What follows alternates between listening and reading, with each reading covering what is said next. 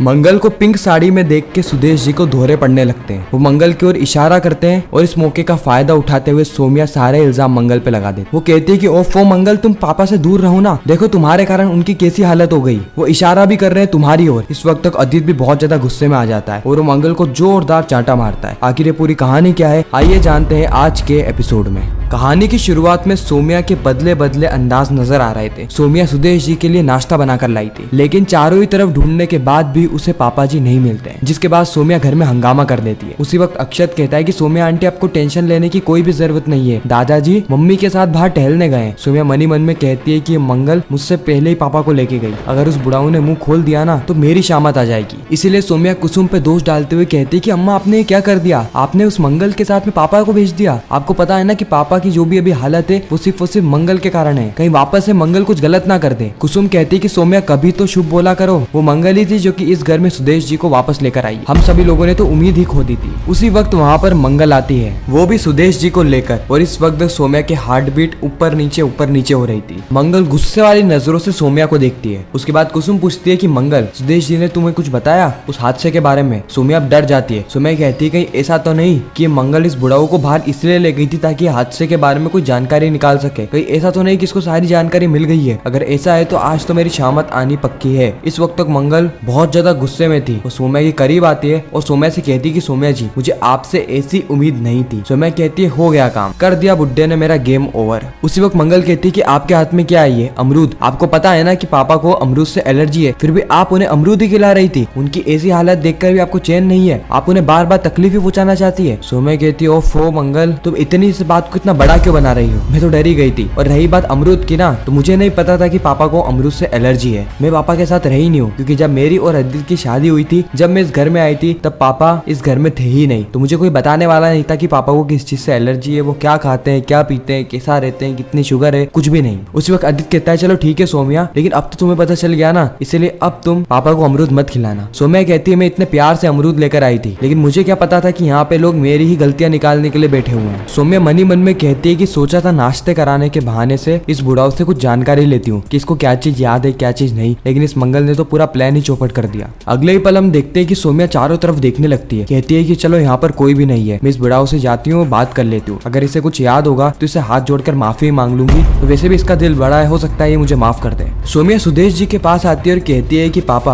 आप इतनी गर्मी में क्यों बैठे हैं, आप बोलो तो मैं एसी चला दूं, लेकिन सुदेश जी कुछ कहते नहीं है। जिसके बाद सोमिया कहती है कि पापा मुझे पता है कि आप मेरी बात क्यों नहीं सुन रहे, क्यों मेरी बात का जवाब नहीं दे रहे हैं, आपको उस दिन के लिए बहुत बुरा लग रहा है ना। सबसे पहले तो आपका बहुत बहुत शुक्रिया कि आपने यह बात किसी को नहीं बताई, और दूसरी बात ये कि उस दिन मैं आपको बचाने ही वाली थी। उस दिन जो कुछ भी हुआ उसे एक नेगेटिव तरीके से मत लेना, मैं वहाँ पर आई ही आपको बचाने के लिए थी, इसलिए तो मैंने आपका हाथ पकड़ा था, लेकिन मैं बहुत ज्यादा डर गई थी, इसलिए मेरे हाथ से आपका हाथ छूट गया। मैं उस पूरी सिचुएशन के लिए बहुत ज्यादा गिल्टी भी हूँ, प्लीज मुझे माफ कर दीजिए, मुझे माफ कर दीजिए पापा। लेकिन इस वक्त तक सुदेश जी कुछ कहते नहीं है। सोमिया वापस से कहती है कि मुझे माफ कर दीजिए, मुझे माफ कर दीजिए। इस वक्त तक वहाँ पर मंगल आ जाती है। मंगल कहती है कि सोमिया किस बात की माफी मांग रही हो, और सोमिया इस वक्त तक डर जाती है। सोमिया कहती है कि मंगल तुम्हें क्या करना, तुम हर बार मेरी बातें कान लगा लगा के सुन क्यों रही हो, यह बात मेरे और पापा के बीच की है और ये हम दोनों के बीच की ही रहेगी, मुझे कोई शौक नहीं है तुम्हें सारी जानकारी देने का। इतना कहकर सोमिया वहाँ से जाने लगती है, लेकिन उसी वक्त मंगल सोमिया का हाथ पकड़ लेती है। मंगल कहती है कि सोमिया यह बात हम दोनों ही जानते हैं कि उस दिन हादसे में तुम्हारा ही हाथ था, भले तुम्हें किसी को कह नहीं रही हो, लेकिन यह बात मैं बहुत अच्छे से जानती हूँ, और बहुत जल्द मैं पापा के जरिए यह बात सभी लोगों के सामने भी लेकर आऊंगी। सोमिया कुछ जवाब दे उससे पहले ही कुसुम चिल्लाने लगती है, और कुसुम को चिल्लाता देख सोमिया और मंगल दोनों ही कुसुम की ओर भागते हैं। वहाँ पर सुदेश जी की हालत बहुत ज्यादा खराब हो चुकी थी, यानी उनकी गर्दन लटकने लग गई थी। जब कमजोरी होती है तो बिल्कुल ऐसा ही होता है। कुसुम कहते हैं कि आदित्य देखो सुदेश जी को क्या हो गया, सुदेश जी कुछ कह नहीं रहे, और जब मैं इनके पास आई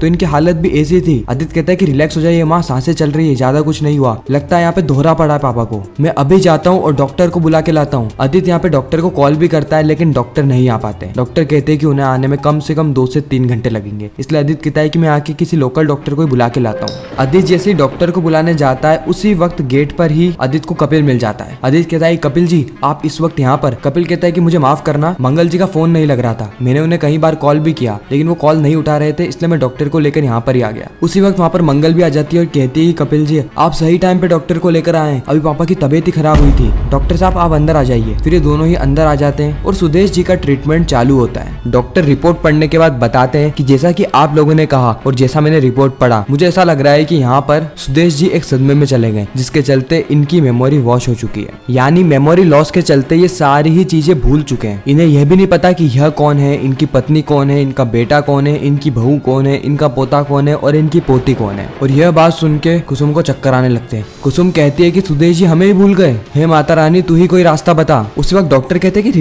रिलैक्स हो जाइए, इनकी जो मेमोरी लॉस है ना वो परमानेंट नहीं है, यानी इनकी मेमोरी कभी भी वापस आ सकती है। लेकिन जब तक इनकी मेमोरी वापस नहीं आती तब तक आपको इनकी केयर बहुत अच्छे से करनी है। इनको वो चीजें उसे रिलेट करवाना है जिससे कि इनकी मेमोरी वापस आ सके। यानी कुछ ऐसी चीज ट्रिगर होती है जैसे कोई कपड़े, किसी का चेहरा, कोई सिचुएशन, इन चीजों से इंसान को पुरानी चीजें याद आने लगती है। इसीलिए इनकी केयर बहुत ध्यान से और संभाल के करना, घर में पॉजिटिव एनवायरनमेंट डेवलप करना, नेगेटिव और लड़ाई झगड़े से दूर रखना। इतना कहकर डॉक्टर वहाँ से चले जाते हैं। अब सौम्या मनी मन में कहती है कि मेरा तो एम अब सिर्फ एक है कि इस बुड्ढे की याददाश्त कभी वापस आए ही ना। रुको मंगल, रुको, कहाँ जा रही हो? तुम मुझसे थोड़ी देर पहले पूछ रही थी ना कि मैं पापा से माफी क्यों मांग रही थी। मैं कोई गलतफहमी नहीं चाहती, इसलिए मैं तुम्हें बता देती हूँ कि मैं पापा से माफी इसलिए मांग रही थी क्योंकि मैंने और आदित्य ने पापा के परमिशन के बिना ही शादी कर ली और मैं नहीं चाहती कि पापा इस बात से नाराज हो जाएं, इसलिए मैं अकेले में जाकर उनसे माफी मांग रही थी। समझी शक करने वाली औरत मंगल। इतना कहकर सौम्या वहाँ से चली जाती है। बाहर हम देखते हैं कि आदित्य कपिल से कहता है कि थैंक यू मिस्टर भटनागर, लेकिन आपको ये सब करने की कोई भी जरूरत नहीं थी। कपिल कहता है कि सारी चीजें मैंने आपके लिए नहीं करी है मिस्टर सक्सेना, गलत फहमी में मत रहना, मैंने सारी चीजें मंगल जी और अंकल के लिए करी है। उसी वक्त वहाँ पर मंगल और कुसुम आ जाते हैं जो कि कपिल भटनागर को शुक्रिया अदा करते हैं। कपिल कहता है कि अरे अरे आपने तो मुझे कुछ ही पलों के अंदर पराया कर दिया। वैसे भी मंगल जी आप तो धन्य हैं, आप इतने सारे लोगों की मदद करती है लेकिन किसी से थैंक यू नहीं लेती, और कोई आपकी मदद कर दे तो उसको थैंक यू देने से भी नहीं चूकती। इतना कहकर कपिल वहाँ से चला जाता है। साथ ही यह भी कहता है कि अगर आप में से किसी को मेरी कोई भी जरूरत हो तो बेझिझक कॉल कर देना, मैं उसी वक्त हाजिर हो जाऊंगा। इस और हम कुसुम को देखते जो कि 16 श्रृंगार करके तैयार हो जाती है, क्योंकि हो सकता था कि कुसुम के तैयार होने से सुधीर जी की याददाश्त वापस आ जाए। हालांकि एक फूल रह गया था, इसलिए मंगल जाती है और एक फूल लेकर आती है और वह फूल कुसुम को लगा देती है, जिससे कि कुसुम पूरी तरीके से तैयार हो गई थी। और सुदेश जी के आते ही मंगल, आदित्य, अक्षत और कुसुम सभी मिलके सुदेश जी का फोकस उस साड़ी की ओर कर रहे थे, क्योंकि यह साड़ी उन्होंने अपनी पहली मेहनत की कमाई से या फिर हम कहें कि पहले बोनस से लाके दी थी। ये साड़ी बहुत महंगी थी उस वक्त, लेकिन सुदेश जी को कुछ भी याद नहीं आता। ये देखकर ईशाना मंगल पे भड़क जाती है। ईशाना कहती है कि मम्मी हर बार आपके प्लान कामयाब नहीं होंगे, आप बस तुक्के मारती है तुक्के। वैसे भी आपने इतना बड़ा रायता फैला रखा है, उसको समेटने में टाइम लग रहा है और यहाँ पर आप और नए नए रायते फैला रही है। सभी लोगों को झूठी होप मत दीजिए, मत बताइए सबको कि आप सब कुछ ठीक कर सकती है। आप कुछ भी ठीक नहीं कर सकती, आप उल्टा चीजें बिगाड़ना जानती है। आप हमें छोड़ के गई थी ना, आज तक आप वह ठीक नहीं कर पाई है और अब दादू की याददाश्त ठीक करने चली है। और इसी बीच में मंगल के हाथ से